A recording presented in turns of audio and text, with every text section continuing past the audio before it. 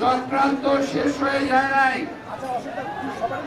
আমাদের প্রতিপক্ষ তারা কিন্তু বিভিন্ন রকম অপকর্ম করার চেষ্টা করছে এবং করবে।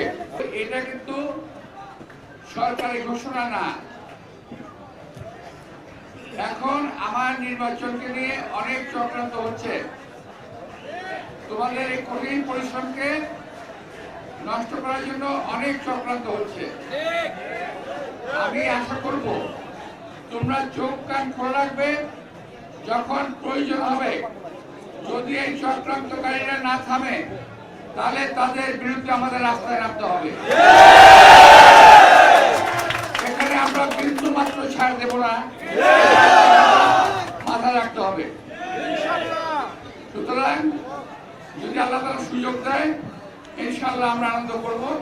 তবে আমরা এমন আনন্দ করবো না যাতে মানুষের অসুবিধা হয়। ঠিক আছে? অনেকে অনেক রকম আনন্দ করে, রং খেলে, এটা করে সেটা করে, এতে মানুষের ক্ষতি হয়। আমরা আনন্দ করবো, আনন্দের প্রক্রিয়া আছে। আমি তোমাদের সঙ্গে আছি, সেগুলো আমরা থাকবো। মাথায় রাখতে হবে যে চক্রান্ত শেষ হয়ে যায় নাই। তোমরা কি আমাকে শুনতে পাচ্ছ? একটু চুপ থাকো 2 মিনিট মন দিয়ে কথা শোনো। চক্রান্ত শেষ হয়ে যায় নাই। আমাদের প্রতিপক্ষ তারা কিন্তু বিভিন্ন রকম অপকর্ম করার চেষ্টা করছে এবং করবে। যদি তেমন কিছু হয়, ইনশাআল্লাহ আমরা 2-1 দিন দেখবো, শান্ত থাকবো।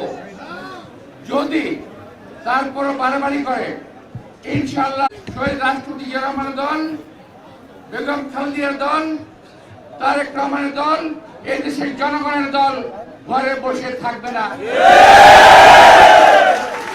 সুতরাং তোমরা চূড়ান্ত, যদি আলাদা আমাদের তরফে লেগে থাকে, চূড়ান্ত আনন্দ আমরা করবো, কিন্তু সরকার ঘোষণাটা সরকারিভাবে আসুক।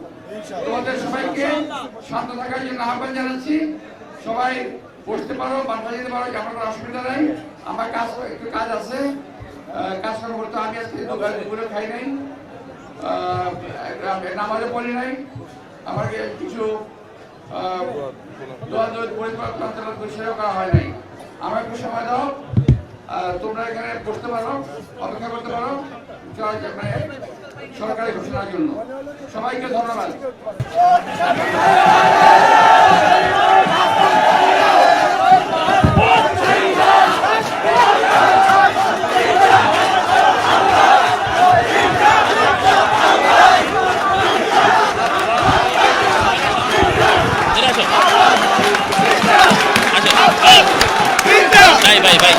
ভাই যাইতার বেলা আমরা বুকি গেছি আর ভাই আমাদের যাইতে